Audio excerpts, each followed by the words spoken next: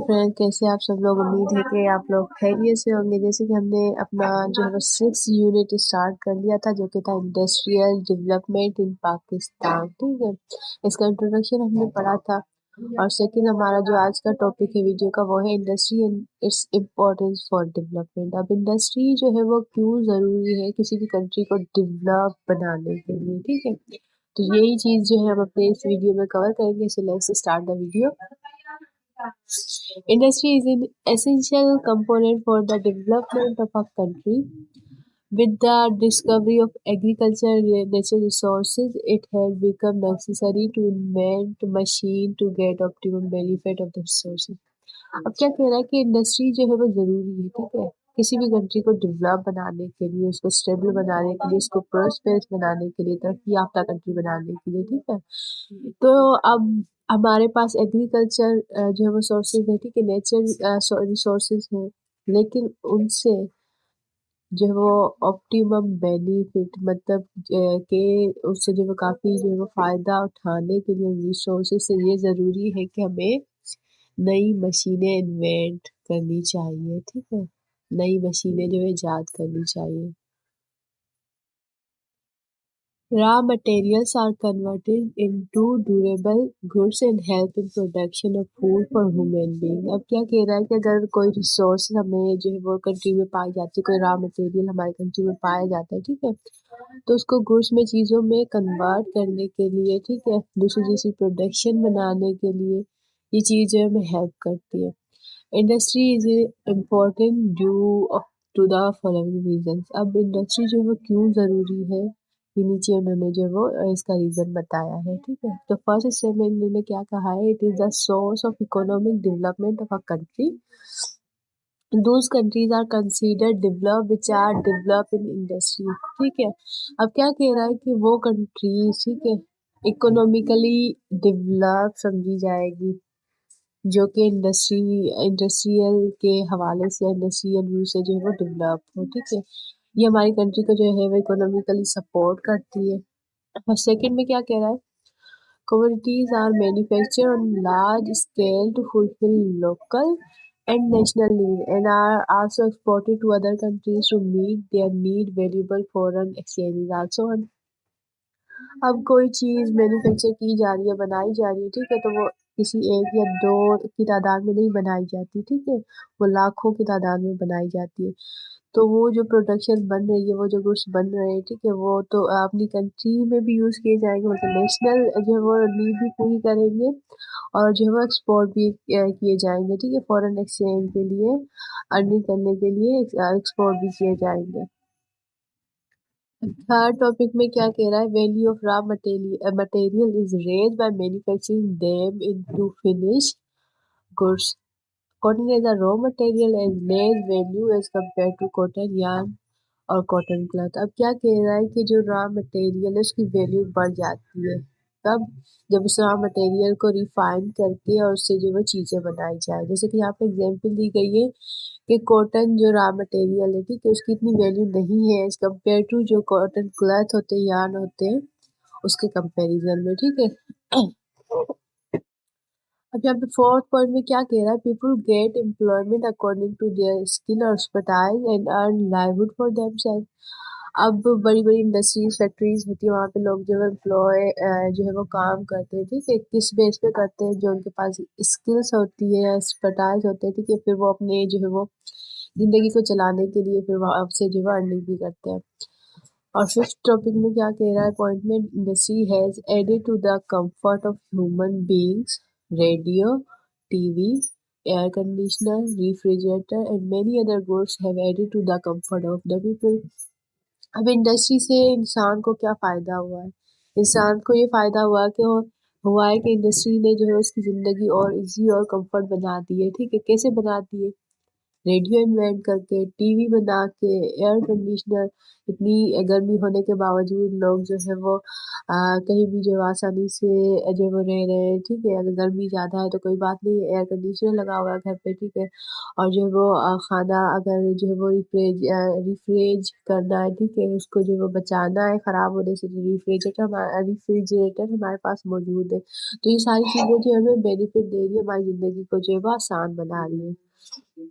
اور یہ کس وجہ سے، یہ سارا جو ہے انڈسٹریل جو ہے وہ سیکٹر کی وجہ سے ہے۔ تو 6 پوائنٹ میں کیا کہہ رہا ہے، industry make the country economically strong economy help in political and strategic stability. اب کیا کہہ رہا ہے کہ کوئی بھی کنٹری ہے، ٹھیک ہے، وہ جو ہے اکنامیکلی اسٹرانگ ہے۔ کیوں ہے؟ کیونکہ اس کی انڈسٹری جو ہے وہ اسے اسٹرانگ بنا رہی ہے۔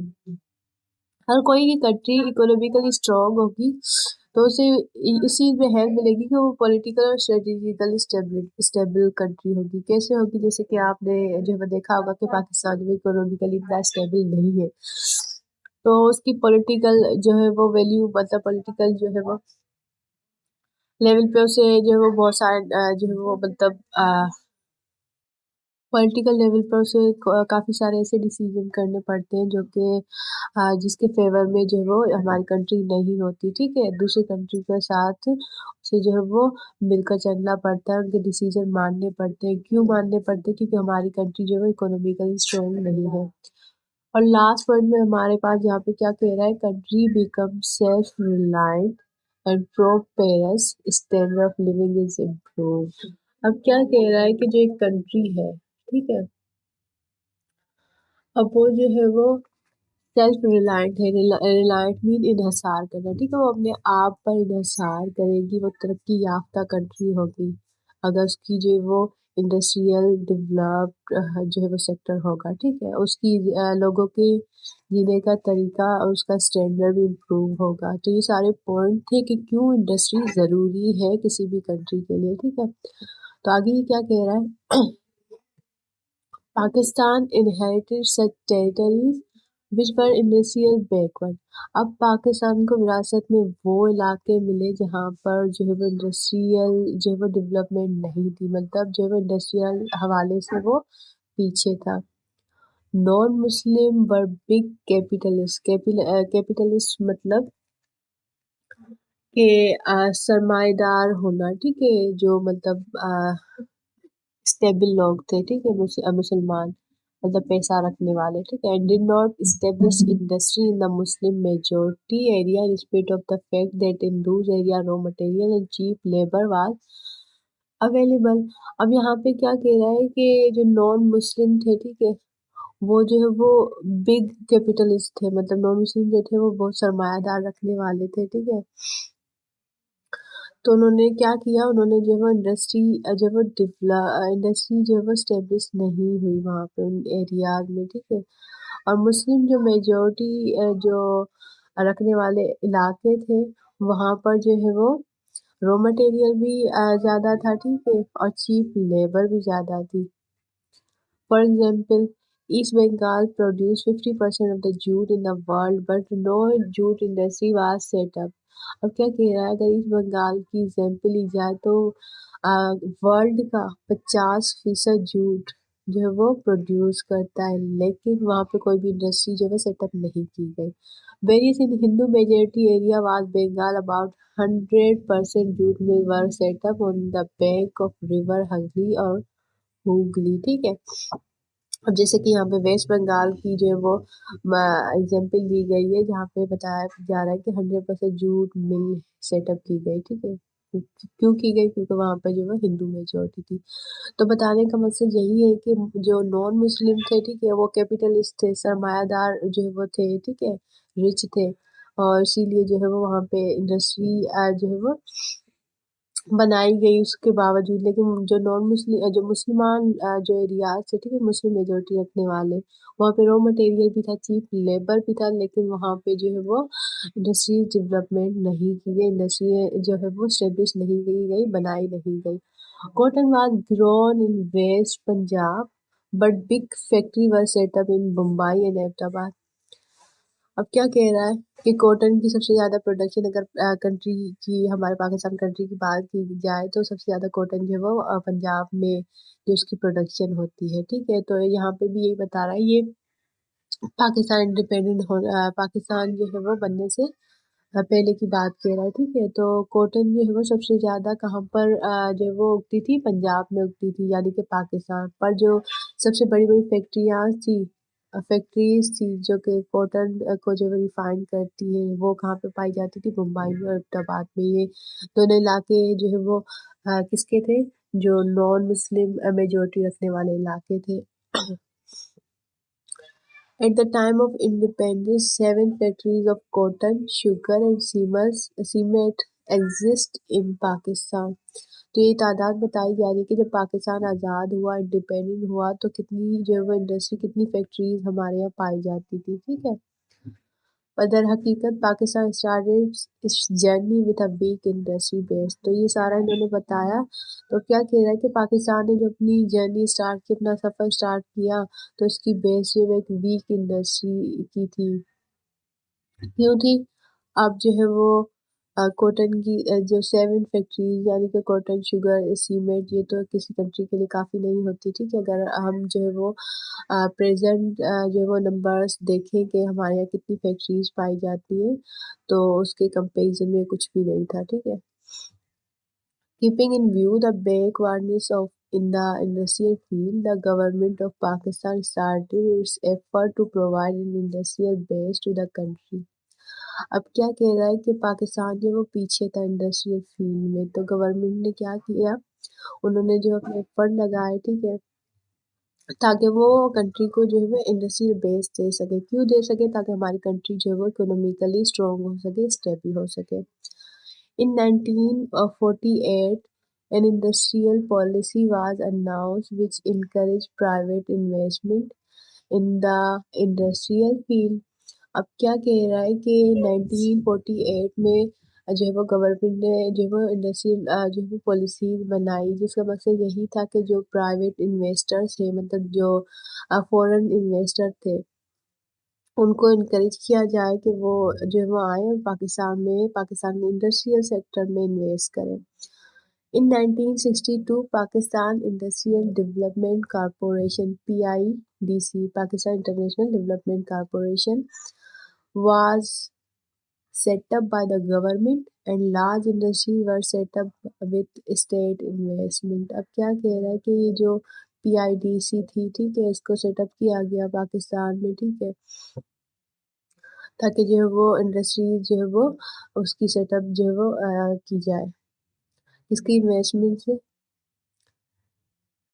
जो फॉरेन जो इन्वेस्टर थे या स्टेट इन्वेस्टमेंट से, ठीक है। But in 1972 10 categories of factories were nationalised by the government. अब पर कह रहा है कि 1972 में क्या हुआ, जो गवर्नमेंट थी, ठीक है, उन्होंने जो है वो 10 तरीके की जो फैक्ट्रीज थी उनको जो है नेशनलाइज कर दिया, मीन कौमियाना, कि जो है वो गवर्नमेंट ही भाई इन चीज़ों को जो है वो एडमिनिस्ट्रेट करेगी, गवर्नमेंट ही जो है इसको चलाएगी, गवर्न करेगी, ठीक है। तो इन्होंने जो है वो 1972 में ये रूल बना दिया। This action of the then government created uncertainty in the private investor and they hesitate to invest in the industrial sector. अब जाहिर सी बात है, जब इन्होंने जो है 10 तरीके की फैक्ट्रीज को जो है नेशनलाइज किया कि जो है गवर्नमेंट का ही कब्जा होगा इन पे, तो क्यों दूसरे जो है वो बाहर के इन्वेस्टर आके यहाँ पे इन्वेस्ट करेंगे। तो वो हेसिटेट हो गए, ठीक है, हिचकिचाहट महसूस करने लगे कि हम जो है वो कैसे इन्वेस्ट करें यहाँ पे, ठीक है। Presently, the government is trying to privatize the industry, beside allowing the private sector to set up a new industry. अब लेकिन प्रेजेंट की बात की जाए तो गवर्नमेंट जो है वो इस चीज़ को ट्राई कर रही है कि उन्होंने जो 1972 में जो रूल बनाया था कि जो फैक्ट्रीज थी उनको नेशनलाइज किया गया था, लेकिन अब वो उन्हें प्राइवेटाइज करना चाह रही है। प्राइवेटाइज मतलब कि जो दूसरे इन्वेस्टर हैं वो यहाँ पे आके इन्वेस्ट भी करें और जो है वो न्यू इंडस्ट्री सेटअप करें, जिस पर जो है वो उनका ही जो है वो हुक्म चलेगा, उनका ही कब्जा होगा, ठीक है। Unit foreign investors have also been invited and encouraged to invest in Pakistan. तो अब जो है वो फॉरेन इन्वेस्टर को भी जो है वो इनकरेज किया जाता है, इनवाइट किया जाता है कि वो आके इन्वेस्ट करें और जो है वो अपनी न्यू इंडस्ट्री जो है वो यहाँ पे आके सेटअप लगा सकते हैं, ठीक है। तो हमारा अब आगे देखें तो ये हमारा थर्ड टॉपिक है इंडस्ट्रीज, ठीक है, कि पाकिस्तान में कौन कौन से तरीके की इंडस्ट्रीज जो है वो पाई जाती है। तो तीन यहाँ पर जो है वो तीन इन्होंने ऑप्शन बताए हुए, तीन जो काइंड बताए गए इंडस्ट्रीज के। ये हमारे नेक्स्ट वीडियो का टॉपिक है, इंशाल्लाह हम जो है वो इसे नेक्स्ट वीडियो में कवर करेंगे। तब तक के लिए अल्लाह हाफिज़, दुआ में याद रखिएगा।